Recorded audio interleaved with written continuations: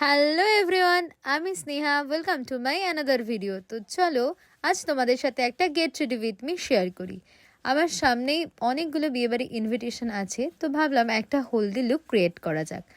এর জন্য মার আলমারি থেকে একটা পছন্দের হলুদ শাড়ি বের করে নিলাম, একটা হোয়াইট কালারের ব্লাউজ নিয়ে নিয়েছিলাম। এবার স্টার্ট করলাম স্কিন প্রিপারেশনটা দিয়ে।